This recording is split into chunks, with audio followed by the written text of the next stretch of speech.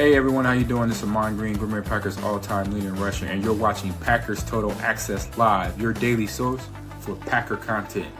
Go Pack, go!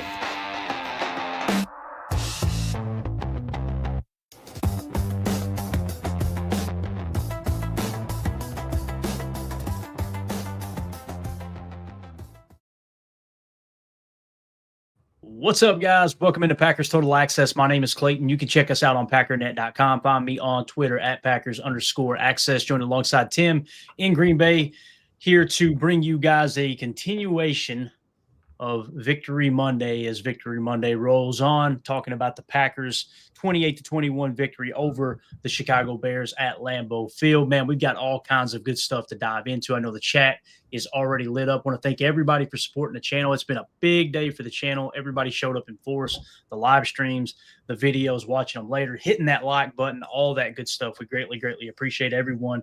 And of course, everyone who's listening to the show in podcast form as well. Tonight, Tim, what we're going to dive into is on the McDuffy show today. They were, it's overreaction Monday, right? On the McDuffy show. And then you get some positives, some negatives, a whole lot of funny in between, man. Bears fans are in meltdown mode. We'll hit a couple of those and have a good laugh at the Bears fans' expenses. We'll also talk Jordan Love versus Caleb Williams and that performance as the PFF grades have dropped. We'll also dive into the offensive PFF grades, kind of show you which players played really, really well in that win over the Chicago Bears. And then we'll dive into the defensive side of things with PFF. Then we'll wrap up with another clip there from the McDuffy show talking about this Packers defense and how solid they are. So that's what we got on tap. Before we do, if you guys would do that YouTube stuff for us, hit like, hit subscribe. If this is your first time tuning into PTA, welcome. Thank you for making us a part of your evening. We're not experts. We're not insiders. We're not media members. We're fans just like you talking Packers on a daily basis. So if you're looking for that type of content, make sure you hit like, subscribe, and especially click that bell icon so you're notified when we go live throughout the day, where in many cases we go live just randomly throughout the day if news breaks, things like that. That way you'll get a notification sent right to your phone. Oh, crap, what are they talking about? You can jump right in here and chat with us. So that is the plan here moving forward. Tim, how you doing, big dog? How's this Victory Monday been? Look, we already got us a Bears fan in here. Look at this. Bear down, he says. All right. Good luck with that, bub. Good luck with that. How you doing, Tim? Doing good, man. Victory Monday rolls on, Can't wait to be back playing against the Bears here in just a few weeks. Got to handle business in Denver first, and then don't worry, Chicago. We'll make a trip down and put belt to ass again for you. Yeah, and you know what I love about it too is I'm trying to think of how I could say this. Matt LaFleur today, his reaction was absolutely perfect. He handled the whole Ben Johnson talking trash before he even coached the damn ball game. He handled that, perfect as well. But today it was, he was asked something along the lines, or it was during the post game yesterday, something along the lines of the comments, this, that, and it. No, I don't mean anything. We'll see him again in 2 weeks. Like he's already, I know what he's thinking. I think he's going to wait until after they potentially beat the Bears. And again, just so everybody knows, full disclosure here, I think they'll split. I think the Packers won this one. I think the Bears will potentially win the one in Chicago. But boy, oh boy, if they drop that one in Chicago, I think Matt's queued up to go. Yeah, it was nice going 2-0 against Ben Johnson this year. Like, I think that's what's on tap. That's why he's just keeping it close to the vest and keeping it zipped. So I hope our Bears fan that was just in here hangs around for a second, because this next segment, Tim, it's going to be for him, man. Rent free, man. You know they're going to hang around, Clay. Good deal. Whether they say they're in here or not, we know they're always in here. That's for sure. So. Bates hits it on the head. Worth noting that Mr. John Frank, Mr. Bear Down himself, has been wrong on all of his predictions. Love it. Absolutely love it. We got us a super chat here too. Howling Whataburger with the super chat. Thank you so much. Do you all think Christian Watson might be in the comeback player of the year conversation, or has he missed too much time this year? We talked about this a few weeks ago, Howling, and the big conversation was, and you guys correct me if I'm wrong in the chat, was, but Daniel Jones, big comeback year. I went, oh, you're right. Quarterback trumps everything. But Daniel Jones is now out for the year. We may be looking at a Christian Watson comeback player of the year, right? If that's what he means there, the CPOY, I'm sure that's what he means, right, Tim? Yeah, I think that's what that means. Yeah. I would think that regardless of the fact that, Scoot didn't really get a full year under his belt, but look at the output since he's hit the field. And I'm sure that's just going to continue. So I think he belongs in the conversation. Aiden Hutchinson in Detroit's probably at the top of that list, considering how mangled his leg was last year. So he would be another candidate, but I could see Scoot being in the mix for sure. Yeah, definitely. So it's going to be a lot of fun to see how the rest of his season unfolds, because he is on one right now. We'll talk about his PFF grade when we get into the offensive side of things. But Howling, thank you so much for that super chat.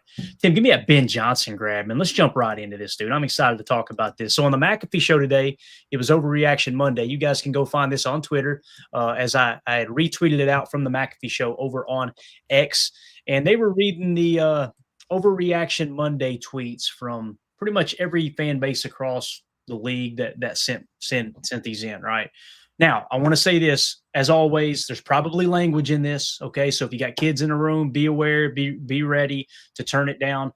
You guys know sometimes there's no language in these videos. Other times they may drop an F-bomb or two. So just again, be prepared. But here was the McAfee show earlier today, and them reading a tweet from at J Mansion, I think is the name.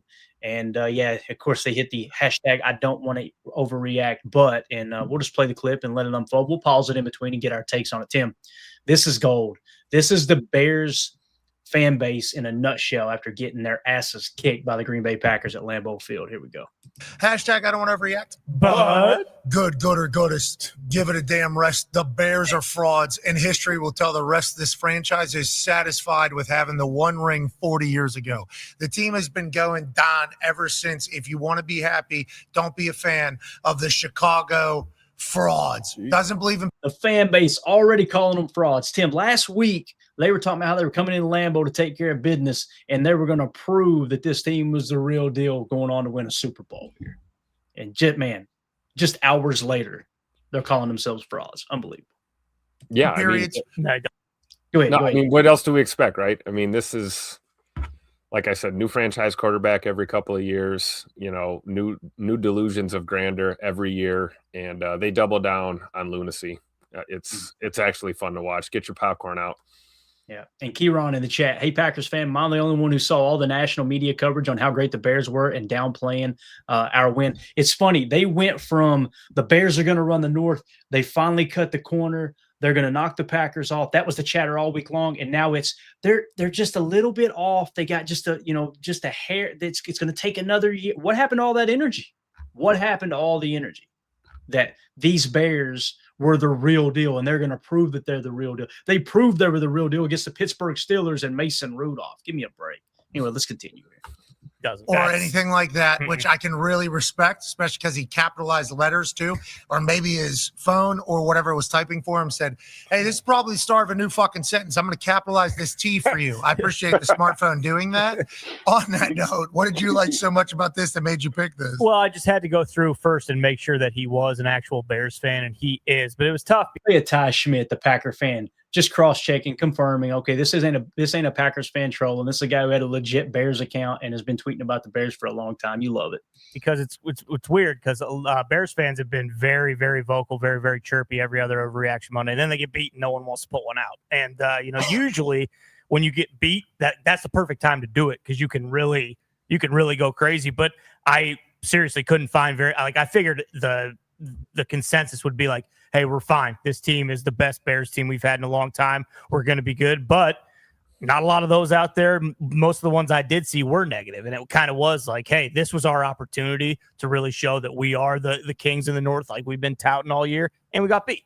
So we'll see. We're going to have Ty was searching for one. Did you hear him? I was. Mm-hmm. He wasn't letting the game come to him. He said, I think there'll be probably some good responses here from the Chicago. I figured there would be. And it's not just them. So I don't want to, kind of just put this on Bears fans. Like, this happens more than I think it should. You can't come in and be talking a whole bunch of shit when your team loses or when your team wins. And then when they lose, you just go radio silent. Because personally, I think that's the best time. That's when your best shit comes out. Like that's when you can actually kind of let loose.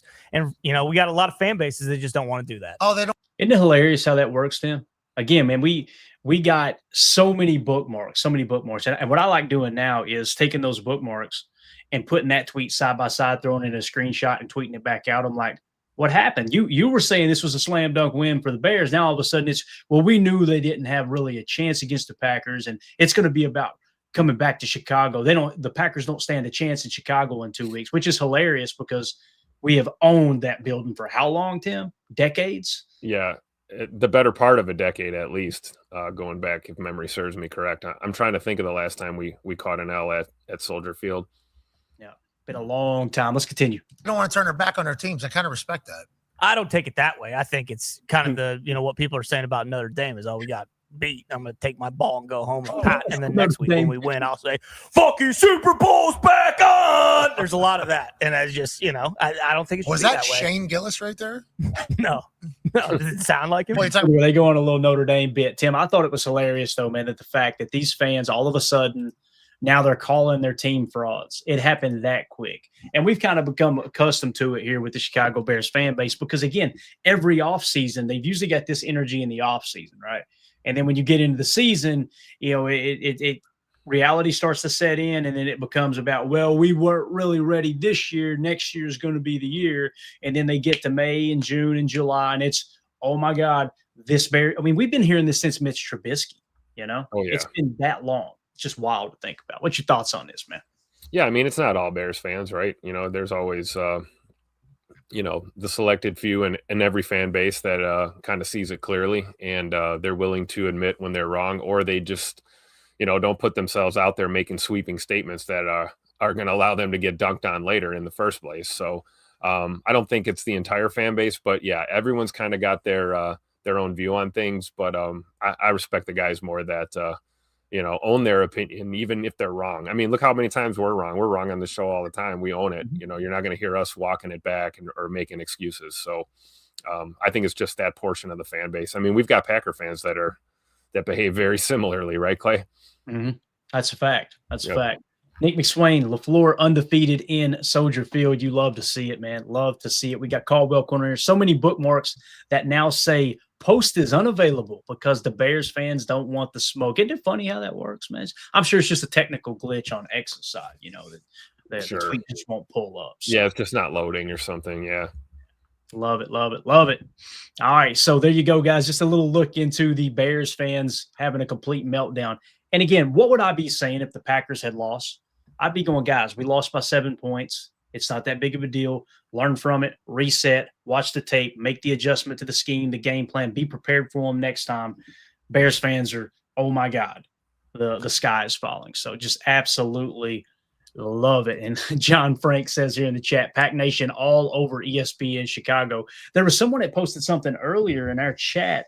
Tim, or actually it might have been in Patreon. Somebody posted a clip of a Chicago YouTube channel that were extremely pissed off at Packer fans, and they were putting FGB everywhere because they were just throwing their little temper tantrum. I didn't know if it was in our text or it might have been actually been on our Patreon group over here at PTA, but yeah, absolutely awesome. So they yell FGB walking out of Wrigley Field during Cubs games or at a Bulls game. They yell that. That's a Chicago thing. Like they celebrate their own win in a completely unrelated sport against a completely unrelated team by saying F Green Bay. So, the rivalry is the oldest in the league for a reason. It runs deep. The hatred is real, obviously. Yeah. Andy Dubs in the chat says Bears fans already saying they've won against the Browns. Let them keep saying it, Andy. I'm telling you, man, they're going to go out there with that offense, and the Browns are going to have a little something for them on defense. That's what's going to happen. I'm telling you. Now, will the Browns win? Who knows? Their offense has been kind of cheeks all year long. But I'm telling you right now, man, that defense is legit. So they're not going to be able to go there and just run the ball right down the throat and just push the Browns defense around. I think if they're smart, what they'll do is just keep it close, let the Browns offense make the mistake. Although Shadir Sanders is going to have an opportunity to upset the Bears in that game as well. Probably give you guys a preview of that. Maybe even try to do some kind of watch party if we don't have a game going on at the same time for that. But so if you guys are watching this video back later, let us know in the comments. I want to know some of the best comments that you guys have heard from Bears fans today. It could be an excuse. It could be the sky's falling. Doesn't matter. Let us know in the comments what you think about the Bears fan base and how they're reacting to this loss to the Green Bay Packers. Make sure you hit like, subscribe, and click the bell icon so you're notified when we do go live in the near future. All right, let's talk about this quarterback matchup we just watched unfold here, Tim. As obviously you had Jordan Love against Caleb Williams, and once again, just like the Bears fans do every other time, going into that week, going into that game, boy, they were confident, were they not? They were. It was, EPA is a fake stat, right? Yeah, look at the all they wanted to talk about was the record, right? 7-3. If you guys didn't see Ryan's rap that he put out when they were 7-3, absolutely hilarious. Had AI create a song of an overweight Bears fan rapping that were 7-3. Good stuff there. Make sure you go check that out. Probably got it on his YouTube channel. He definitely had it on his X account as well, at Pack_Daddy. But now you lay the tread to the asphalt here, Tim. You actually get these two quarterbacks on the same field together, right? And here was the result. And we're going to get into all the PFF grades here in a minute. Jordan Love finished this game with a 90.4 PFF grade in Week 14 with that victory over the Chicago Bears. Caleb Williams finished with a 60.6, while, might I add, he threw the game-ending interception in the end zone on a 4th-and-1 play, right? Jordan Love, it's not even close. It's not. I can't even believe we're having a conversation about it, but it's not even close. Jordan Love is so much better than Caleb Williams, it's not even funny. And I know there's going to be Bears fans that say, well, of course he is. You've been in the league long. Of course, then stop pretending like Caleb has more talent than Jordan Love. There may come a day that Caleb is a better quarterback than Jordan. I don't see it. But until that day, stop coming in here talking trash. Stop jumping on X, talking all that smack, and then turn around as soon as you get your butts kicked. And, well, he doesn't have as much experience. Or I love how they like to pretend like Jordan Love has been, where he's been in the league for however many years, as if he's been playing that whole time, knowing he was sitting on the bench. So with that being said, that's a story for a different day, right? Allowing your quarterback to actually sit behind a Hall of Famer. I mean, you can't do that if you don't have Hall of Fame quarterbacks in Chicago, when was the last time that happened, right? When was the last time? Right. It would have been, right, Tim? It would have had to be so. Yeah. I believe so. Because I don't think, last I checked, I don't think Jay Cutler made the finalists. No, he didn't. Yeah. No. So with that being said, to me, it's not even close. How do you see this Jordan Love, Caleb Williams, man? It's wild to think that they're still trying to hang on to hope. I think today it's a lot more quiet, though, Tim. I think they're starting to realize, a good portion of the fan base starting to realize, the Packer fans told us this all week, that you guys are just looking at touchdowns and interceptions and the win-loss record. And Packer fans have been going, when you look at the important metrics, it'll show you how bad Caleb's playing. And then Ben Johnson comes out and stuck his foot in his mouth early in the week and said, yeah, we're winning in spite of our passing game. Get ready to go. Unbelievable there, right? So, again, I think they're starting to come to the realization, okay, and again, we said it last week. I think Solder said it in the chat. I think Bates said it in the chat. We had a discussion about it. It scares me a little bit to think about if the Bears actually had a good quarterback. It might have even been Mike here that just threw a super chat in. If they had a decent quarterback, they'd be solid right now. I mean, they would be in a much better situation. But how do you see this Jordan Love, Caleb Williams? On a scale of 1 to 10, where would you put Jay Love and where would you put Caleb, with 10 being the best rating there? Well, I'm giving Jay money the 10. Why is that? Because he only throws dimes. And I think, let's be real. I mean, if you by 10 yards. Oh, that guy alone, Clay. Haven't heard from him either, though. That's good. But I think if you look, even if you look at the progression, it's a valid argument. Caleb was a rookie last year, right? This is his second year as a starter in the league. But if you took 2 years as Jordan's year 2, and the progression that he was at in his development compared to Caleb's, I think it's night and day. And certainly where they're at right now, I put Caleb somewhere around 5 or 6 on the scale. And I'm gonna give Jay money the dime, the number 10 for sure. There you go. I think that's a very, very fair grade for Caleb Williams, somewhere around 5 or 6. Yep. And again, he's improved from last year. That's how bad he was last year. But still, you see, as Mike says here with the super chat, thank you, Mike. He says Ben doesn't even trust Caleb to run a drop back game at all. So true. How many times did you see? I mean, they passed what was 60? It was like 67% of their passes yesterday was all play action. And then when he wasn't running play action, it was sprint right, sprint left option type plays. Like they do not trust him to take a 3 or a 5-step drop and read the 1, the 2 to the 3, or read the high to the low, or pick a side. Like they don't trust him to do any of that. And that's what'll kill your career in the NFL. It doesn't matter how much athletic ability or arm talent you have. If you can't read a D, and you can't play within a system, you're not gonna play for very long. Yeah, absolutely. Fishy, and thank you for the super chat, Mike. Appreciate you, buddy. Fishy Things says here in the chat. Let me get that off there real quick. He says in the chat, Caleb's elite scrambling skills put him above average. I completely agree with that. That's why I said 5 or 6. I figured 5 would be in the middle, right? You maybe give him a 6 because of the ability, mobility factor with him. Yeah. And again, if you're drafting guys to be an elite runner at the quarterback position, show me the last time that panned out for a team, right? Because Jalen Hurts is not a bad passer. Caleb Williams is a bad passer, right? His accuracy is cheats. He is a bad passer. Jalen Hurts has improved his game to where he became a solid, a very efficient quarterback, at least on that Super Bowl run last year. With Caleb, you just haven't seen it at all. I mean, it is really bad. You'll see the occasional lasers he'll throw, and we know he's got arm strength.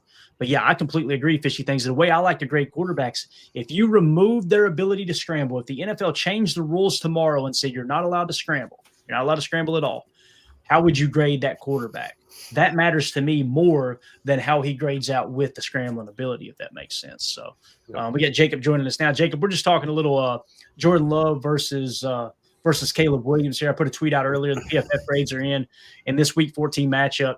Jordan Love, a 90.4 PFF grade.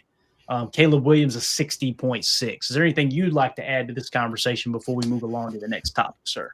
Yeah, no, I was listening to you guys on the way home. Again, put some respect on Jordan Love's name. I mean, it's just becoming a little bit ridiculous. You can almost look at every single metric.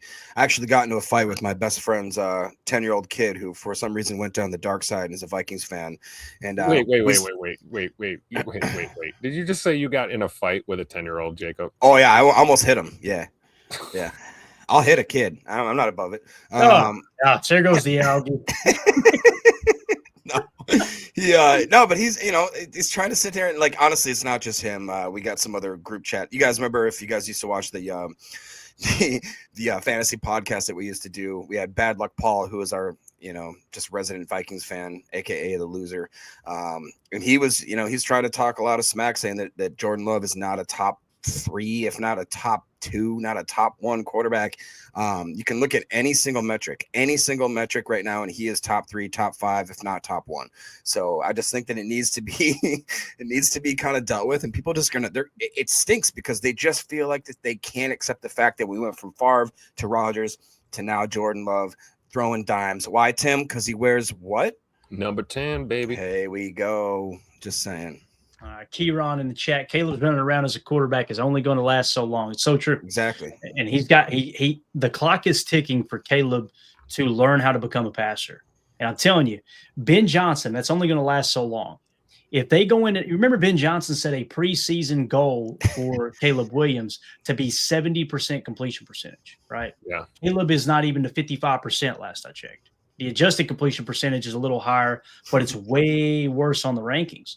So with that being said, if they finish this year out and Caleb is under 60% completion percentage, and then they come out next year and he starts at under 60% again, Ben Johnson is going to run his ass off. That's what's going to happen. It's just a matter of time. And I'm telling you, it's going to be glorious, although we know as soon as they get another quarterback, Bears fans will once again pop up and move the goalposts and say, no, this is the guy. This is the real guy this time. That's how it always tends to happen. So completely agree, Kieran. It's going to run out of time sooner or later. So, again, there you go. A little Jordan Love versus Caleb Williams. Just want to make sure if you got any Bears fans out there that you know. There you go. United Bates, thank you, buddy. Caleb is currently 57.8% completion percentage. Yuck. So let us know in the comments what you think if you're watching this back later. Jordan Love and Caleb Williams. I mean, I don't think there's anybody who's in their right mind that would pick Caleb Williams over Jordan Love if you had to pick between those two quarterbacks right now. But man, it better get better quick, or Caleb is going to be out of Chicago. Mark my words. Am I the only ones that sees that with Ben Johnson on his face? Like, he wears his emotions on his sleeves a little bit. He tries to be this stone cold, but you see it, the rolling of the eyes, the throwing the head back and everything. He can tell Caleb is not a good quarterback. Yeah, I would agree with that. Yeah. I do think, I'm not trying to by any means defend Caleb Williams here, but it is his first year in this system. So he's got a new kind of scheme, new plan. But the future does not look bright. And I think Chicago would just as soon bail on another quarterback before they bail on this head coach that they took a chance on. So I think you're right, Clayton. I think Caleb would be gone before Ben Johnson is. Yeah, definitely got lesser of a leash than Ben Johnson. That's for sure, man. But again, if you get rid of Caleb eventually, that means Ryan Poles is gone, and I don't want to even think about that, Dave, because I love the fact that Ryan Poles is extend Poles, extend him. Yeah, absolutely. So, they did, didn't they? I think that. Yeah, didn't he sign an extension? Was it last year? Absolutely. Yeah. Nice. And I celebrated. I popped the champagne. I was like, let's do this. You kidding me? Yeah, that's my second favorite poll. You know what I'm talking about? Yes, we do, Jacob. Yes, we do. So if you guys are watching this video back, too old for this. Of course you aren't defending Caleb, Tim. You aren't holding anyone. I love it. Oh, man. Here, we got one more super chat before we wrap up. Jason Wise says, well, with the nail painting emoji. Who would have thought the team with the logo shaped like a toilet seat still sucks? So, appreciate you, Jason. Appreciate it. If you guys are watching this video back later, let us know what you think about Jordan Love's performance over Caleb Williams. I know it was a glorious thing in the Bailey household. Make sure you hit like, subscribe, and click that bell icon so you're notified when we go live here in the future. All right, let's shift gears. Let's talk a little PFF grade. Jacob, I was telling Tim, I'm not going to put the grades on the screen. I can read them off to you guys, and maybe you guys have access to them too. But we'll just kind of go through it. I want to try to get used to not doing this, putting it up on the screen and just kind of keeping us up here. We'll see if it works out. But we're going to start on offense here with the offensive PFF grades. All right. So obviously the Packers get the 28-21 victory. They won the middle 8, 7-3. Turnover differential ended up 1-1. Again, we talked about this. If you win one of those two, you're probably coming out with the dub in this game. The fact that they were able to tie the turnover differential, obviously with the Keyshawn Nixon interception there at the end of the game, kind of tied up the turnover differential, and then you win the middle 8, so you're going to come out on top. You guys remember when I started talking about that on the show? Y'all remember? Had y'all ever heard about the middle 8 before you heard me talk about it on the show? Never. Many people say no when I ask them that, and it's not. I'm not trying to lead. It's just most people say no. You're hearing it all over different broadcasts now. And it's not because these broadcasts heard it from me. It's because people are actually studying the game more, and they're realizing that's a crucial point in the game. Holy cow. Like, I heard it during the college football week last week where the announcer said, we talked to Coach so-and-so before halftime, and he said, we got to come out in the third quarter and try to win this middle 8. And I was like, finally, somebody's been reading the Bill Belichick books. Somebody is actually studying football now. So anyway, though, here are your top performers on offense. All right. Jordan Love, 90.4 with an 89.3 passing grade. Number 2, Josh Jacobs, 84.4. Christian Watson, 83.2. Luke Musgrave, 77.5. And that was on 21 snaps, by the way. Zach Tom, 77.3. Darian Kennard, only 6 snaps, but a 75. Continues to do that job really, really well. John Fitzpatrick, 30 snaps, 73.8. Bo Melton, 9 snaps, 71.0. Jaden Reed, 25 snaps, 69.1. And Chris Brooks, halfback, with 8 snaps, 67.3. So Nick McSwain says here in the chat, Love has the 3rd highest grade this year. Is crazy. He's improved so much. So what do you guys think about it? We got Jordan Love 1, Josh Jacobs 2, Christian Watson 3. I don't know what I'm more excited about, Jordan Love's grade or Christian Watson's grade. Tim, we'll start with you, man. Because, again, Christian Watson's on one right now, dude. Yeah, I think I'm a little more excited about Scoot. His performance, just because I've expected it from Jordan. This, the way Jordan's playing football right now does not shock me. I'm not surprised at all. But with Scoot, and I'm not really surprised either. The only thing I'm surprised with is that, we really thought it may take him a while to get his game speed legs underneath him and kind of get acclimated to live ball again. And he just hit the ground running and continues to get better. It seems like every single week. So I'm definitely a little bit more excited about Scoot and the fact that, we're getting some of these weapons back. You know, we're working Matthew Golden back into the fold. We got Bird back on the field. Bird. It's going to be amazing. Shout out to Malik Heath. You're the latest addition to the Atlanta Falcons roster. I don't know if you guys picked up on that today. Malik Heath was scooped up off the practice squad by the Falcons today. So there's room, you know, there's some room in that receiver room, a little bit. There's a lot of talent in there. And I think when you see the way Christian's playing, like we talked about this morning about and in the post game about different route assignments and different lining up different in these sets, really being utilized in a different way. So yeah, definitely excited about the way Scoot's been playing. Yeah. And Jacob, before you answer that question, let's hit the super chat. Howling Whataburger with a little bit of breaking news here. I just double checked this too. He said with the return of Phillip Rivers to the Colts has put the entirety of the AFC on notice. Broncos won't be able to sleep. Packers win by 20 plus Sunday. I just Googled it. And 17 minutes ago, NBC Sports, Phillip Rivers will visit and work out with the Colts on Tuesday. Phillip Rivers coming out of retirement potentially. I need this in my life, man. You kidding me? Kay Adams already asked Matt Ryan if he was ready for a playoff run, and Matt Ryan was like, nah. And what? Phillip Rivers has been out of football for what, 2 years now? Yeah. So two seasons ago he hung it up. And I see multiple people in the chat. They don't want to believe it. That's NBC Sports, Sports Illustrated 22 minutes ago. Let's see if there's any other credible here. WTHR, which I think is a local news station, and USA Today. He's 44 years old. Right. So working out tomorrow, correct? Yes, that's right. Yeah, and pending a physical, obviously passing a physical. And you got to worry what kind of, or not worry, but you got to wonder what kind of, playing shape he's in after a couple years away. But hey, we've seen quarterbacks well into their 40s light up defenses before. It wouldn't be the first time. And what other option does Indy have right now? They're down to their no string quarterback. They've lost 3 quarterbacks. So yeah, I mean, that or Jacob's going to have to go down there and work out, and we all know how that would turn out. I could throw a football over that mountain, Tim. To their credit, I see a lot of people in the chat. Homie's got like 13 kids to feed, so he probably needs some money. We got to get him back in the league there. No, but all honesty, I mean, I love that guy. If you want to see some funny mic'd ups, watch Phillip Rivers talk smack to people to the point where the referee's like, dude, you're going to get hit if you don't stop. Like he literally... He will talk more smack in a nice way. He's got that Southern twang. I honestly love Phillip Rivers. Weirdest release I've ever seen in a football quarterback. He's got a very awkward arm angle. It doesn't seem like the ball should get where it's going there, but I don't know. Very, very interesting. Did not have that on my bingo card for sure. Yeah, definitely. All right, so back to the PFF grades. Christian Watson, Jacob. Again, grading out really, really well here against the Chicago Bears, 83.2. His last 4 games, let's just go through all of his games real quick this year. 79, 65, 67, 82, 82, 79, 83. This PFF grade on the year, elite, 87.0 PFF grade for Christian Watson. This is unbelievable, man. It really is. I don't think that anybody could have guessed that Christian Watson would come off the injury and perform the way that he did, unless you're maybe like an absolute homer. I know that Tim was a big fan of his. I know that myself.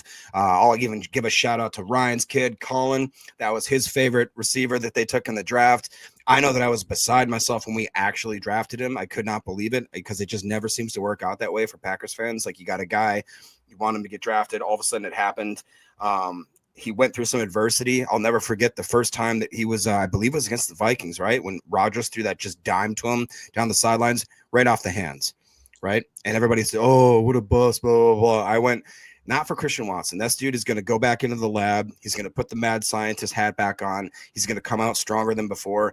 And he really has. He has went through different adversity, whether it be, like I said, dropping the first pass, the first time you're on big time TV, having Aaron Rodgers give you that stare of death, which we all know. We've seen it, right? Him earning his respect back into that starting lineup. Him coming back after the injury where I thought, man, that could be, it could be a career ender. The way that he folded, and to the credit of Jalen Johnson, the fact that they were willing to show that kind of respect towards him, praying over him, you know what I mean? Like giving him that type of respect. like we've talked about, his dad's on Twitter. I love him personally. That's just my opinion. I think he's awesome. We've had his mother on the podcast, a very sweet and lovely lady. It takes a good parenting to raise a dude like Scoot. And he has just shown that he is a consummate pro. He understands that the game's not too big, not too small. He's just never gets his head. He's kind of like Jordan Love. I don't know how we end up kind of getting these same type of mentality dudes, which obviously I would think would be a testament to Goody and what they do. I mean, he's just a good person. And then the fact that he's an absolute freak of nature. I mean, you're not supposed to move like that when you're, what is he, 6'4", 6'5"? I think that he is absolutely putting the league on notice, and we've struggled with this back and forth of what's a wide receiver 1, wide receiver 2. I think that Christian Watson is kind of starting to settle that for us, and enough talk is going to happen. I think that he's just absolutely showing up every single week. Like, what is he? Four? Wasn't it 4 targets, 4 catches, almost 80 some odd yards, and a couple tuds? Like, yeah, that'll do. That'll play.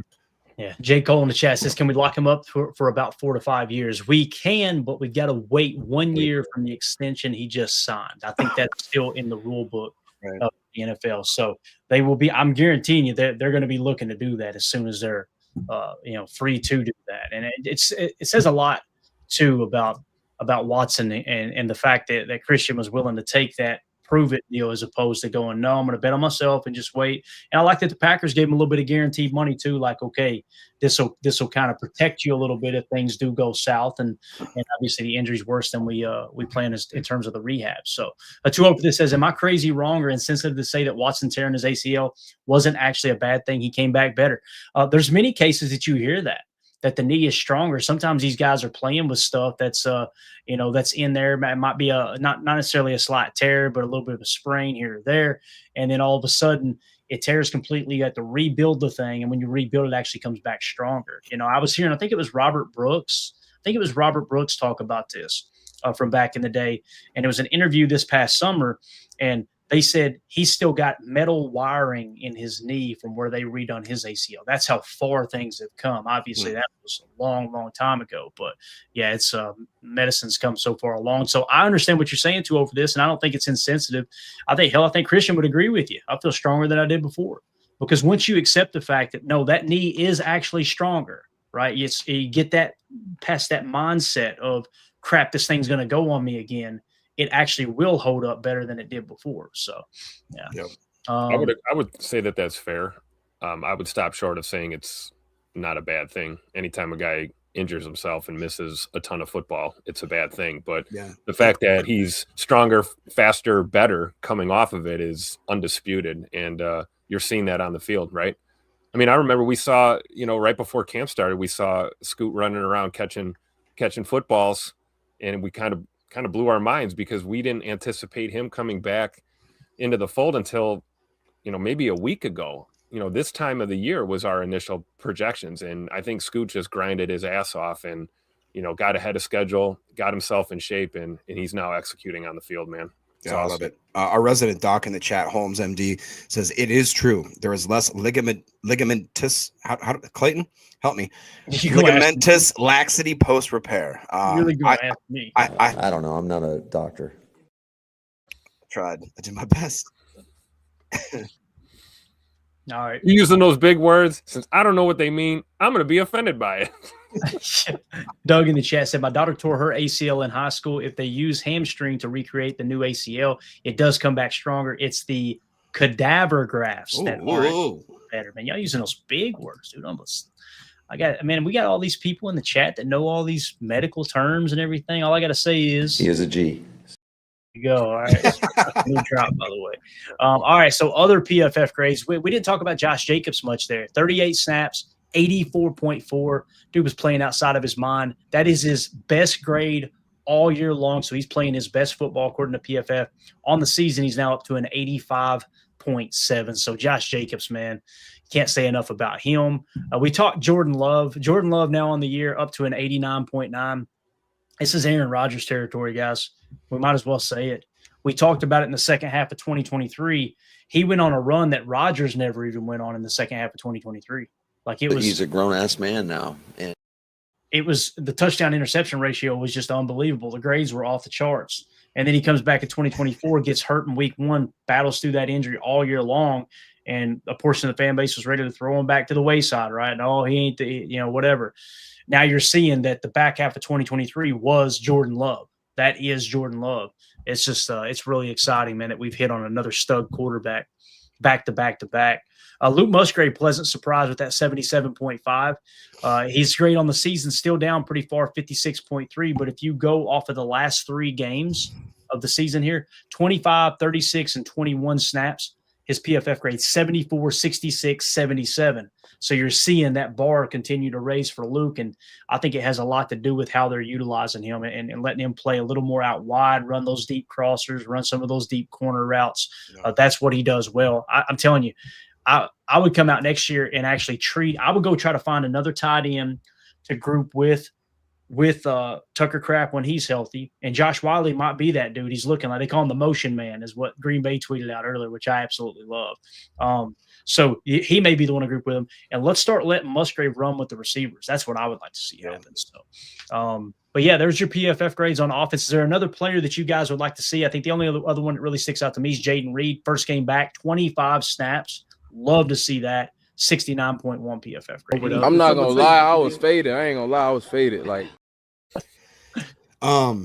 if it's not too much trouble, is there a way that we could kind of take a look at how the offensive line as a whole, just real quick, just maybe shoot some numbers out, just because I feel like that they've been getting a little bit, some sand thrown on them for not necessarily helping Jordan in certain situations, but at that same time, I feel like that they're also usually going to be good at the pass blocking, right? We kind of always maybe have a little more desirable outcomes when it comes to the run blocking situation, but I don't know. I just want to try to give them some flowers if we can. I don't know. Yeah, Zach Tom led the way. Surprise, surprise, 77.3. The second highest graded offensive lineman was Darian Kennard with a 75. However, only 6 snaps. Okay, so we gotta throw that out there. And of course, with Zach Tom, the pass blocking was actually 56.6, but the run blocking 86.5. Solid. Now, where's my boy Nacho Libre on that? Nacho Libre, aka Sean Ryan. Let's go in order. I think he's the third best offensive lineman here, Tim. Second best is Aaron Banks at a 64.0 with an 81.1 pass blocking grade and a 65.3 run blocking grade. That's solid. I'll take that. Then you got Sean Ryan, Tim, with a 61.9. The run blocking grade, 68.7. Not bad, right? Pass blocking, 28.3. Wow. So he struggled pass blocking, but again, in run blocking, obviously the offensive line as a whole run blocked a lot better in this game, seems like. So, and then Rasheed Walker, Jacob, to round it out here, was a 61.4 with an 85.7 pass blocking grade, but a 45.8 run blocking grade. That's how the offensive line shook. Anthony Belton, I'm sorry, got to say it, 53 snaps, 50.6 with a pass blocking grade of 23.8. So not a good day at the office, according to PFF, for Anthony Belton.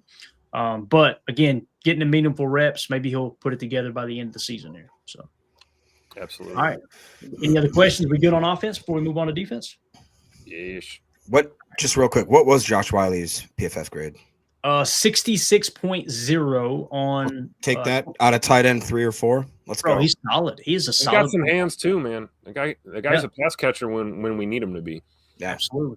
What I like about it too is he's not at Tucker Kraft's level. Obviously, not many tight ends are, but he plays like Tucker Kraft. Like he'll lower that head and run through somebody's face, right? He'll do that. He'll catch the ball when he's open. And I think he's I want to say he's just as good at run blocking as Tucker, but nowhere near the overall football players, Tucker, if that makes sense, right? So I think he's on par with Tucker run blocking, but in the passing game, Tucker is just something special. I mean, he'll lay out and make a full extension catch. I mean, that dude is unbelievable. So there are your offensive PFF grades. Let us know if you're watching this video back later. What do you think about how they graded the offense. Was there a player graded too high, a player graded too low? Let us know in the comments what you agree or disagree with, and maybe there's a player that we overlooked that we didn't highlight necessarily. So let us know what you think in the comments. Make sure you hit like, subscribe, and click the bell icon so you know every time we do go live. All right, let's move along to defense, gentlemen. On the defensive side of the ball, boy, oh boy, there's going to be a lot of crow getting 8 today. Keyshawn Nixon, 82.4, leading the way. What you talking about? Yeah, with a 90.1 coverage grade. He is a G. Say that again. Say that again. Yeah, what was that? 90.1 coverage grade. He is a G. So, solid day at the office. That's good, right?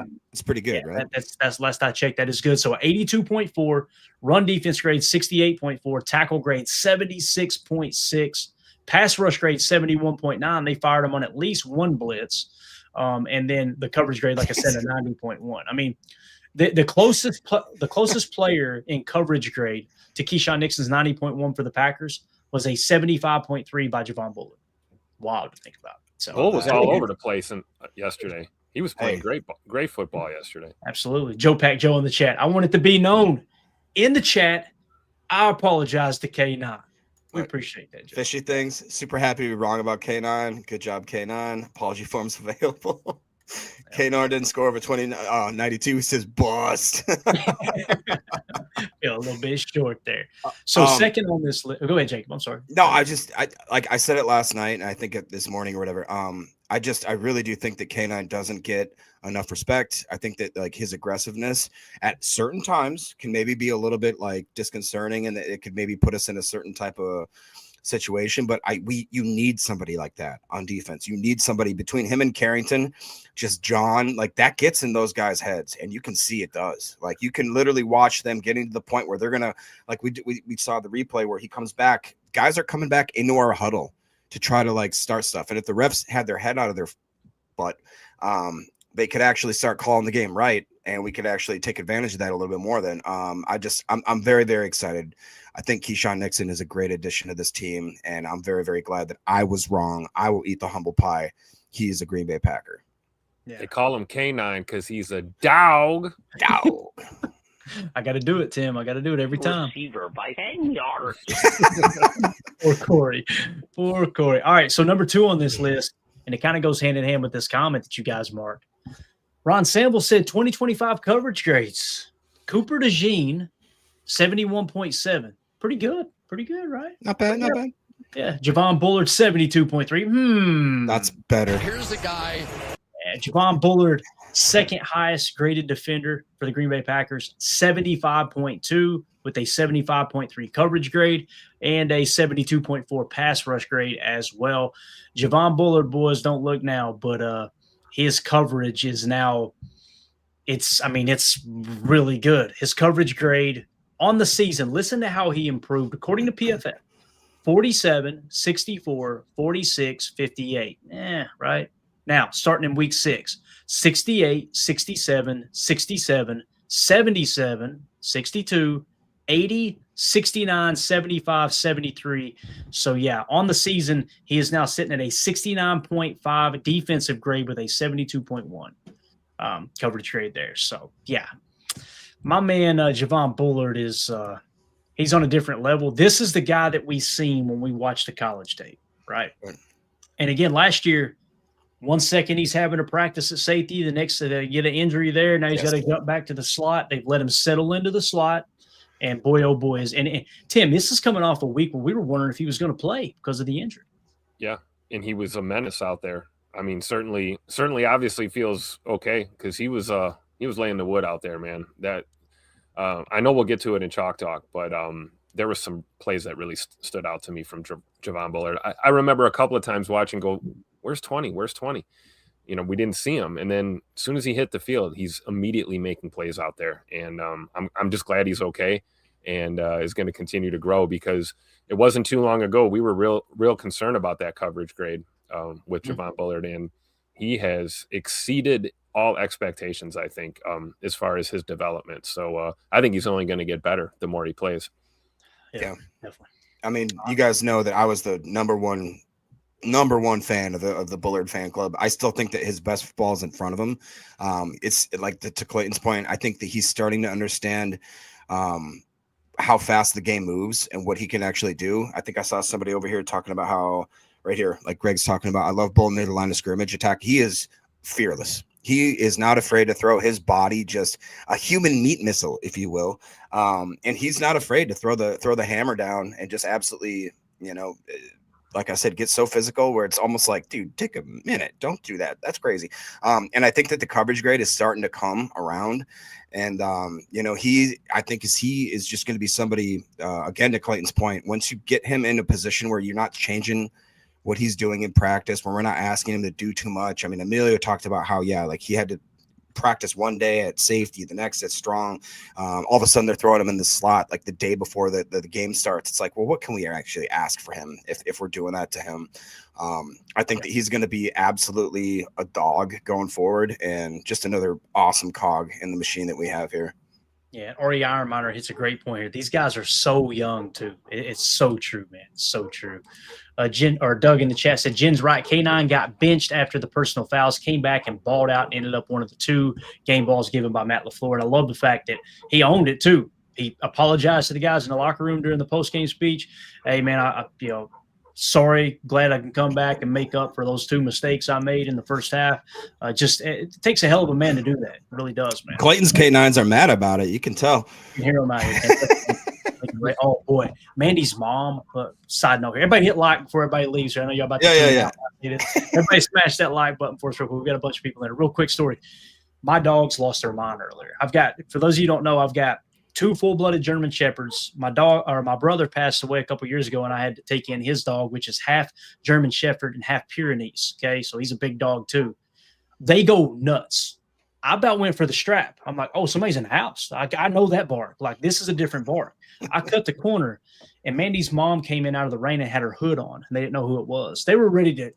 It was bad. I was like, whoa, Sarah, take your hood off. Do something, for God's sakes. You're about to get eat up here. It was awesome. So, yeah. Lincoln was not cool. But anyway, now PETA's on us. Next player here, Evan Williams, 69 snaps, 69.9 grade, tackle grade 80.8. Tim, we talked about this in the postgame. It seemed like Evan Williams was in on every damn tackle yesterday. I mean, he was just always around the ball, and him spinning down last second from that deep safety position we talked about, and just, absolutely playing with reckless abandonment. I love Evan Williams. This guy is so freaking good. I'm glad he's starting to get recognized for that part of his game, because I even felt like that last year that, and this guy's a hitter, man. He's a thumper, and he gets a lot of credit for his coverage ability. But, man, he looks good blitzing and making tackles in the open field. It's just fun to watch him, and you feel real good about the future of the back end of that secondary with 33 back there. Yeah. His PFF grade on the year now, 73.9 on the season. So solid year for Evan Williams. Matter of fact, he is now higher than his grade last year was a 72.3, Jacob. Now he's up to a 73.9. Right. He is a G. I don't know about you guys, but me and Clayton, I believe, had the conversation where, Evan Williams, I was excited to have him. I think he was a 4th-round draft pick, if I'm not mistaken. His biggest thing is, again, like is kind of that similar mold. When I looked at the Javon Bullard tape, this dude's a thumper. Like Tim just said, he just human meat missile. He will just fire his body. It doesn't matter. Like, he has reckless abandon. It's kind of crazy. His biggest knock on him is he's not a coverage guy, right? I believe he had some time in Oregon, and then I think as well as South Carolina or something like that. I think I want to say it was Fresno. I could be wrong. Somewhere out in the valley. Yeah, okay. I'm sure Coach knows. But yeah, they said if you went back and watched that tape, you'd see the coverage everywhere. We just watched the Oregon tape, right? So. Right. Yeah, and it just, again, to just be so pleasantly surprised, and Soder said Fresno State.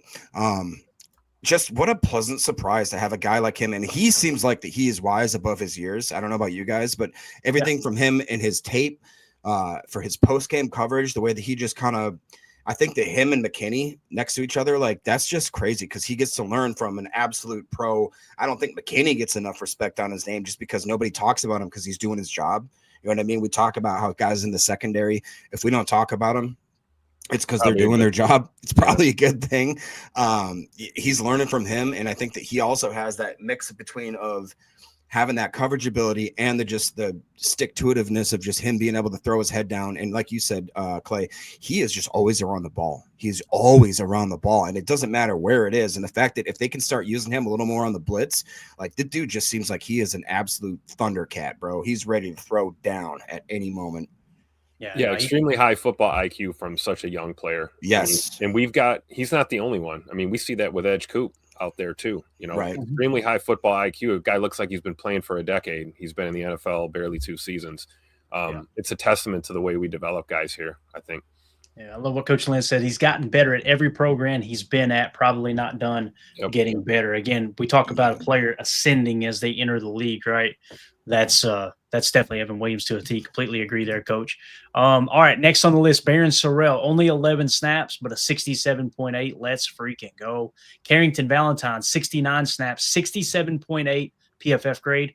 Run defense grade for Carrington, 77.5. Tackle grade, 79.1 with the 63.9 coverage grade. So Carrington's sitting at 68.2 on the season. You're seeing all these cornerbacks under the tutelage of Jeff Hafley just continue to get better. And you got to tip your cap to Derek Ansley as well, right?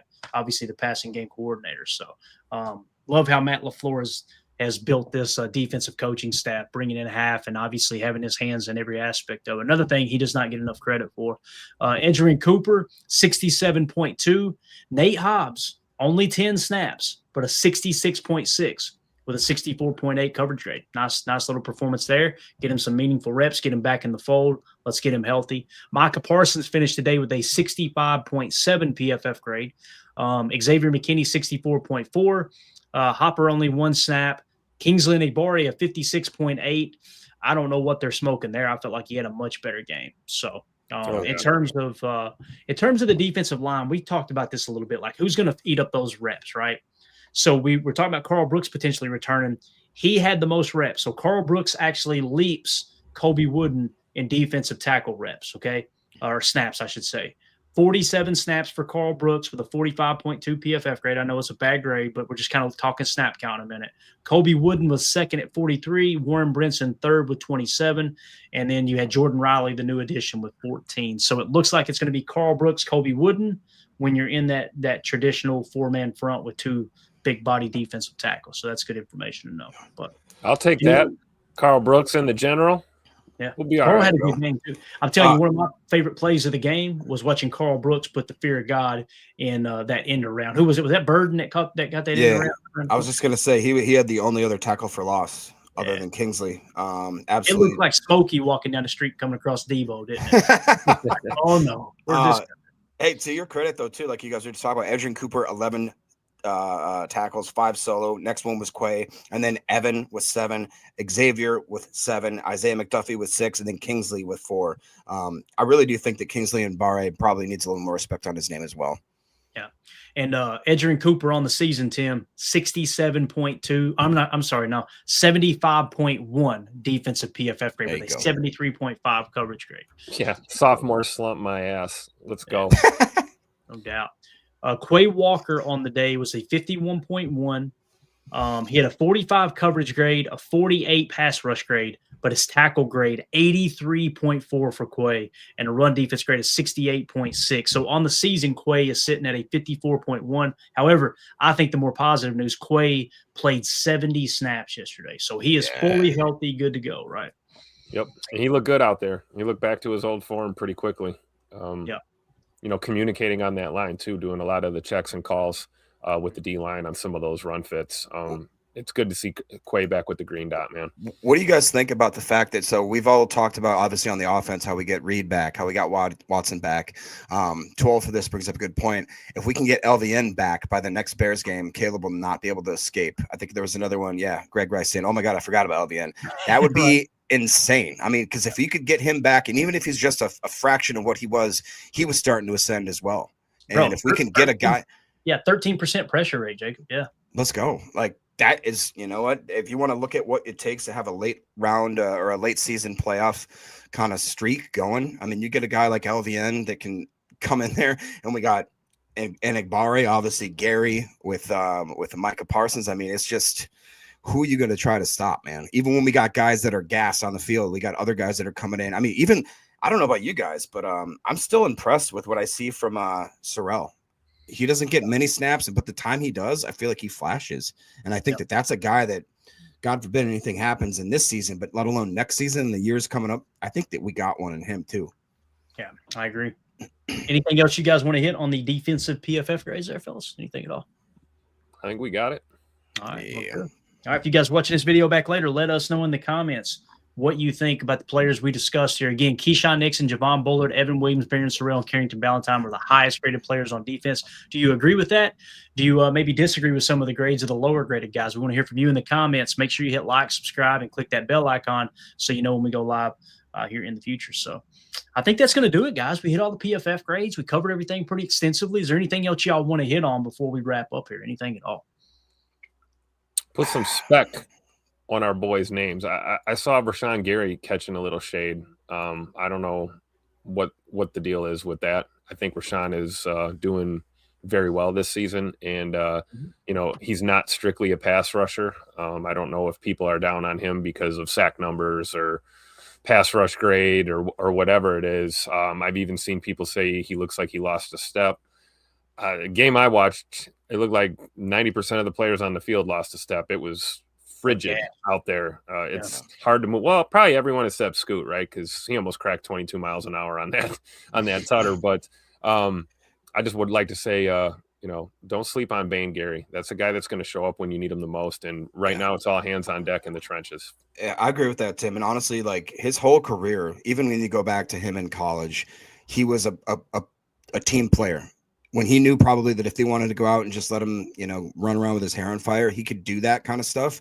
But what they usually asked him to do was set the edge, be a team player, not make stupid mistakes.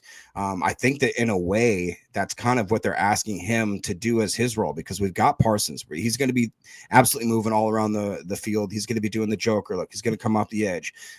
We need somebody on the other side, that's steady Eddie, that absolutely sits there and is going to make sure that there's going to be some gap discipline and that kind of stuff. And to this point, like, he's still having a great year, man. He's still having a great year. People just, because of the fact, I think that Parsons looks just so over the top good, like people start to throw shade on Garry, and I just feel like that's such a small-minded way of looking at football. And again, whatever, you fan how you want to fan. But I just think that Rashawn Garry is the definition of a Green Bay Packer, and I'm never gonna not love that dude. Like, he literally is he's one of my favorite Green Bay Packers that I've ever seen, and I'm always gonna go to bat for that dude.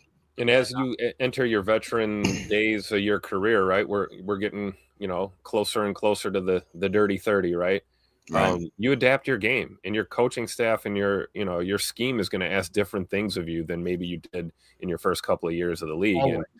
And that experience and that leadership, that is priceless. And you know, I've heard, you know, loose lips saying things like, "Oh, trade Rashawn for a bag of footballs or something. Let's move on." And I just can't subscribe to that mentality. Now, if you're talking cap and you're talking contractual stuff, I mean, we'll leave that. It's a different conversation. Russ Ball and the boys and in the front office to figure all that out. But I think Rashawn is an asset to this team, and I don't know how, you know, you're missing so much of your best guys at times on this defensive line this year. You know, losing Devontae Wyatt is a serious thing. We haven't had LVN for a while. I don't know how you just casually say you're done with Rashawn. You know, I can't buy into that. And here's how I look at it. Like, and too old for this hit the nail on the head. People saw him chasing Caleb and thought he was slow. Caleb Williams gets clocked over 20 miles an hour when he runs the football. Rashawn Garry is not that type of player. That would be like looking at Devontae Wyatt and go, Devontae Wyatt's slow. Did you see him? He can't chase down Caleb. Like, it's the same type of thing there. He's never been a speed rusher, right? He's been that guy. Show me the reps where you see Garry get blown off the ball. I'll wait. It never happens. That's what he does. At Michigan, he actually played inside a lot. And there was, you could see clips in Michigan where he was occupying 3 blockers and walking them horizontally down the line. So we can show clips from this season to him doing that. Right. And again, if you can't on one side, and Two Over This is not saying this, obviously he's pointing out that's why people are saying that's because they just see little flashes. And I've noticed this too. Announcers will say stuff during a game, and the fan base will immediately repeat it online, and they'll pretend like, oh, that's it. That's what's wrong right there, right? So with that being said, if you like the run defense, we all like the run defense, right? Well, you seen what we did to Chicago's run game, right? You seen what they did to Jahmyr Gibbs 2 weeks ago, right? You can't out of one side of your mouth say, oh, yeah, this run defense is dominant. And then at the other side say, Rashawn Gary's washed, Rashawn Gary ain't no good, or Rashawn Gary ain't doing his job, because he leads the defensive line in run stops. His run defense grade this year is a 72.2. Yep. Like, and he leads that defensive line. Yep. This is perfect. What Coach Lynn said. Garry is a 3-tech playing edge. Exactly. And he's actually a 3-tech that was asked to play outside linebacker in a 34 defense the majority of his career. Yep. And what did he do? He didn't complain. He just went out there and put up numbers. He went up there and produced. His PFF grades when he came in the league, 55 on 200 snaps, then 68, 89, 82, 79, 73, and this year he's at a 67. He's doing what he's asked to do with Micah Parsons, a part of this defense. Again, he's that edge-setting run defender opposite of Rashawn Gary. And then you could throw in a little flash of Kingsley and Igbari when you want a little extra pass rush and mix and match and keep these guys fresh. I know Gary's best football is behind him. There's no doubt in my mind. I don't know if he'll be a Packer next year. But the fact that we've spent as a fan base the last 4 or 5 years raking this guy over the coals, knowing damn well he was our best pass rusher and our best run defender on the defensive line, is just mind-boggling. It's one of those things that someone will make a comment on Twitter. It'll catch a little steam. A podcaster will say it and create this narrative around it, right? ESPN Milwaukee. And they just like to rake the same guys over the coals constantly because they know it gets a ruse out of the negative portion of the fan base. Well, why ain't he getting sacked? Okay, but then how come you're not saying anything when Micah Parsons doesn't get sacked? He didn't get a sack yesterday. Well, he's being held. I know he's being held. So's Rashawn. Yeah, everybody under the moon can see he's being held, but why don't you come at him with the same energy? Why is that? Oh, because you spent the whole offseason glazing like a weirdo on Micah Parsons, hoping we get him. And now he better be great. And when he's not great, when he does come up in a game and performs with a 60s PFF grade and didn't get any sacks on Caleb, now all of a sudden you take a back seat. You change the focus back to Garry. Well, where's Garry at? Why ain't Garry doing anything? You see Micah getting held. Shut up. It's ridiculous. It drives me insane. And again, those people that talk that, I would love to sit down and watch tape with them. It's exactly what Hafley said about the people that said Micah Parsons is a bad run defender. People who think that, I'd love to get them in a room, sit down and watch the tape. Because, again, they're just repeating what they heard from him in Dallas. They're repeating from random people on sports talk radio that are talking about that stuff. And I want to say once again, I don't know if Garry will be a Packer next year, but I think he's been a damn good Green Bay Packer his entire time here. He's never complained once. He's always been a team guy. He's always done what was asked of him. And it's just ridiculous that we wasted so much time trying to drag him through the mud. He come out this year, boy, everybody got quiet, didn't they? Started off strong with those sacks. And I'm sitting back going, I like the way he's playing right now better than when he was getting the sacks because he's stopping the run, and that's what's keeping this defense fully balanced. So that's just me, though. What do I know? He's never not – he's an asset. He's never been a liability, ever. He just does what he's supposed to do in this defense. It's does not get enough respect, man. Absolutely. And the whole money thing is hilarious. The people who complain about his money, they're looking at the overall contract and they break it down average annual value, and that is not what you need to focus on. If you go look at his cap hits up to this point in his career, you'll notice this is the first year where he's like top 5 cap hit. Well, it's bad. Okay. So you conveniently haven't mentioned the previous 3 years where he wasn't even in the top 10.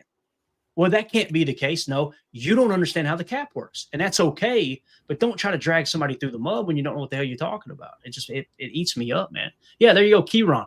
And remember, he had the ACL too. And what did he do? He came back way earlier than we expected because he busted his ass and wanted to be on the field with his teammates. Great point. Great point. Again, I think Gary's going to go down. I hope he goes down as a Packer Hall of Famer. I'll tell you one way you can do that. Get hot, go win a Super Bowl, and let that be on his resume as well. He led the team in sacks for all those years. He's right up there in quarterback pressures now. He's a good run defender on the back nine of his career. Go get that dude a ring so we can put him in the Packer Hall of Fame because he is a Green Bay Packer. So I agree, 100%. All right. Anything else, boys? We good? Got me fired up. Now I got to go down here. We got him all. Somebody had to quarter on him. It's crazy, man. And again, this isn't so much a shot at the fans. Like, I don't comment on people's tweets or drag them. I see it and I just go, man, they don't know what they're talking about. I just move on. I don't comment, right? Because I'm of the opinion, if someone doesn't ask your opinion, why are you giving your opinion, right? Like, I was just taught, that's how I was raised. Don't speak unless spoken to, right? You do that, you're going to get your ass kicked in that. But when I hear people who put a microphone in front of their face and I can see right through their fakeness, that I tweeted or ran out from somebody over at the 4-Letter Network during the postgame show, you'd have thought we got beat by 30 points, right? It's just like there's no – and it's the same person that in week 2 they said the Packers already won the North. And then 2 weeks later they said, oh, I was wrong. There ain't no way the Packers are winning the North. Now they're probably saying the Packers are winning the North again. It's just unbelievable. And again, they do it for clicks. They do it for engagement. They do it for entertainment purposes. But those are the ones I get aggravated with because they know they got a huge freaking audience that's gaslighting a portion of the fan base that's extremely toxic. And it doesn't help the team. It doesn't help the fan base. It makes us look like morons is what it does. Yep. That's all it does. So. Nick Swain asked a couple different times, can we get the Isaiah McDuffy PFF grade by chance? Absolutely. Isaiah McDuffy finished the day with a 52.6. The bright spot was his tackle grade of 78. He played 36 snaps, so he was the second highest graded stack backer. Edgerrin Cooper, 67.2. Isaiah McDuffy, 52.6. Quay Walker, 51.1. So that's what he finished with. 36 snaps tells you, too, that the fact that Quay had 70, Cooper had 70, Isaiah had 36, they were in 12 a lot, evidently. 12 and 21 personnel. So. You're good, Nick. I meant to ask you earlier. Nick. I'm glad you actually this happened because I wanted to give Nick credit. The new he's a G drop is because Nick asked for it in the Patreon group. So thank you so much, Nick. Appreciate it. He is a G. I heard it earlier and was like, that was awesome. He said he's a G, right? That's awesome. And then it just completely slipped my mind. I didn't even think to put it in the show. And then I looked in the Patreon group earlier and Nick had said, yeah, we need that for a new drop. So it's going to be a good addition. But anyway. I love this right here. We'll end it with this. Joe Pack Joe says, Garry was a bigger love believer than Emilio. It's so true. It's so freaking true. Remember when you said stop playing with him? Stop playing with him, Jordan? And that's the stuff that's not going to show up in PFF grades. That's the stuff that doesn't show up in the box score. Right. You got a veteran leader on the team that in Jordan's first year starting, he was behind him like that, pumping him up, building his confidence up like, hey, I'm a team captain and I freaking believe in you. That stuff.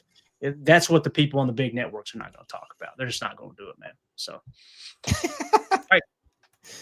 Says not Glover though. Don't get me started on Glover. Lord have mercy. Y'all understand that when he comes back next year, we're never going to hear the end of it. Oh my gosh, are you kidding me, dude? He wouldn't if he doesn't play one snap. Emilio will be convinced that he's the second coming of. I'm trying to think of a great offensive lineman. He'll be the second coming of Forrest Gregg or Jerry Kramer. Travis Glover, did you see him out there in practice? Telling you, that's my guy. Shut up, Emilio. Wherever you are. I didn't know Emilio was T. Glover's agent. Yeah. Would be funny. Maybe that's it. He gets a chunk of the pie. That's what we're thinking. It would be funny if you go over to Spot Track and it lists the agent's name and it said Emilio. It didn't even have a last name. It just said Emilio. That's it, right? So, yeah, this picture was taken on signing day, right? Exactly. We could probably fill another 8 minutes here. Anything else y'all want to hit? Anything at all? We got about 8 minutes if y'all want to continue talking. I was going to wrap it up in an hour, but y'all done got me hot over here, man. I'm going to take some blood pressure medicine before I go to sleep tonight. I got a question for you. Mm-hmm. So we broke up this morning's podcast and we did have the discussion about how certain refs. Did you guys see what Troy Aikman had said? No, what did he say? He said that the refs gifted the Packers a victory. How did he come up with that? Have another one, Troy. I could not believe it. I had to look it up.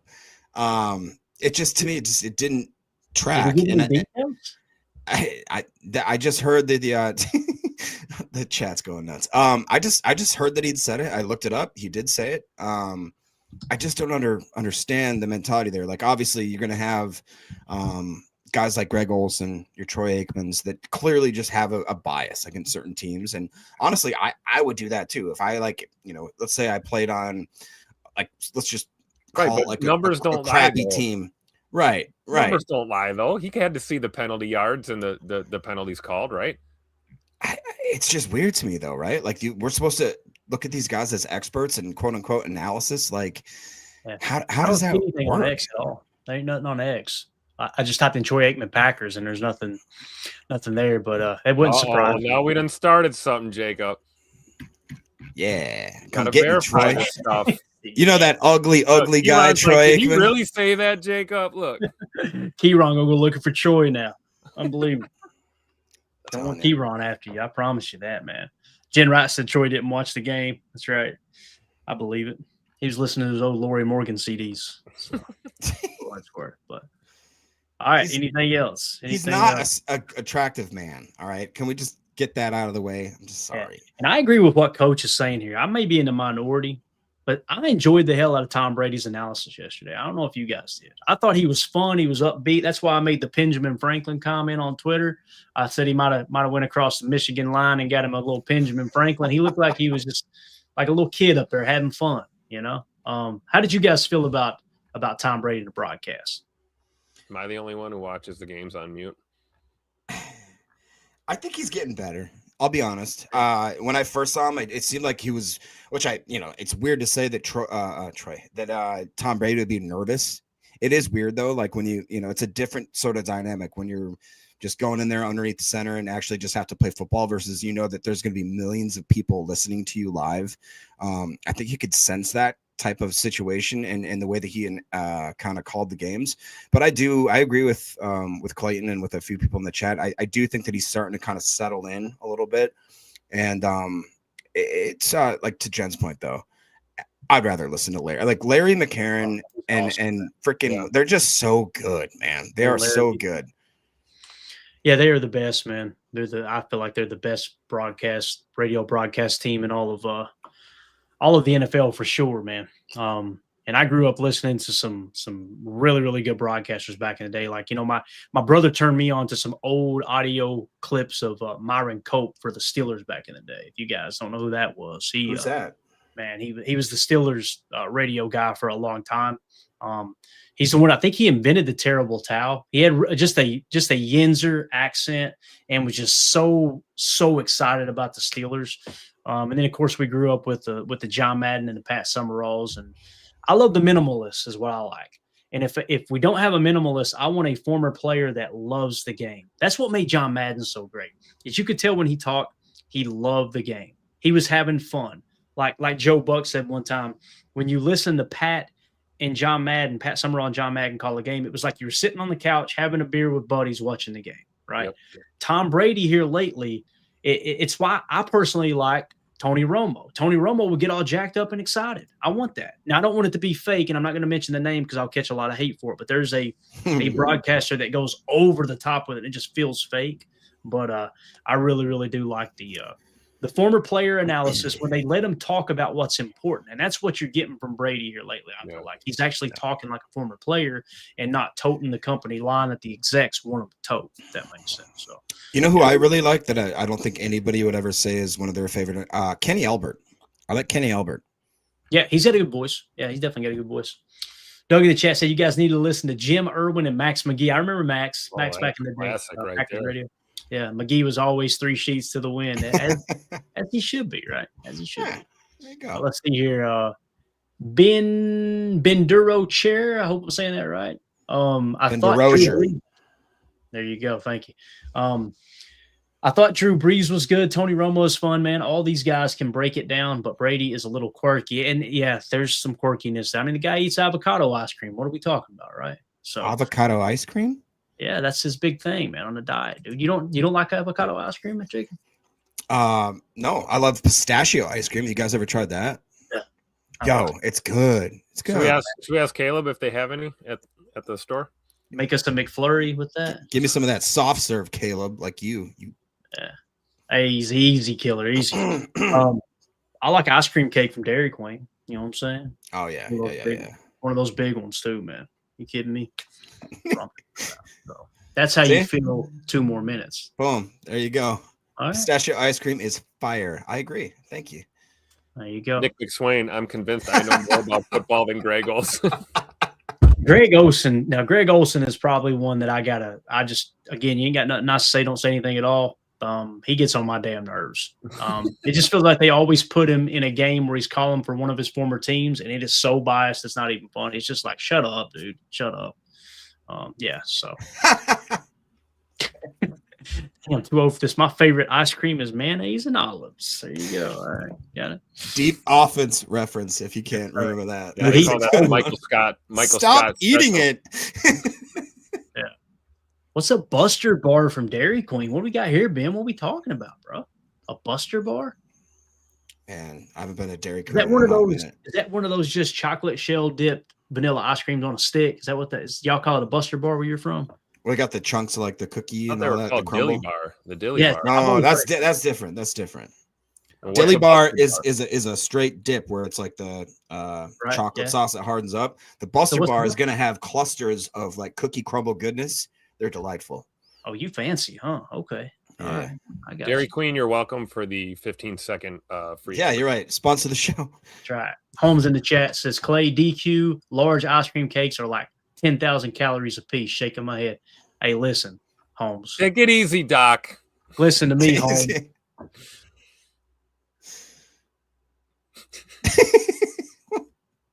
I'll keep that in mind next time I go through half of one, all right? People on the podcast are like, did it cut out? What happened? I was trying to come back with something, but he makes a good point, man. They're so bad for you, dude. So bad for you. And here we are on Ice Cream Talk. This is unbelievable, man. Right in the middle of the season, huge win against the Bears. That's what happens, though, man. That's what happens. I'm getting hungry, bro. Yeah, butter pecan solid. Yeah. All right. That's it, guys. The show sucks. Appreciate y'all. We will be back tomorrow for PTA Live, probably at 6 p.m. Central. We see tomorrow's Tuesday. Typically, we try to get Chalk Talk together, so I'll work on that tomorrow during the day. We'll get 10 to 15 plays from the Bears game, the most important plays, and we'll break them down, show you what happened, why did it happen, give you the good, the bad, and the ugly with that. As Doug takes us back off track, Buster Bar is a rounder version of a dilly bar, and it has nuts and chocolate sauce inside the chocolate shell. You gonna jump his ass too there, Holmes? I'm sick of people telling me how to eat, Tim. I'm done. We're out of here. Appreciate y'all. Hit like if you don't care. All right. Some people just unlike the stream, and I completely understand. We'll see y'all tomorrow. Bye. Here we go. Nice. Bye, guys.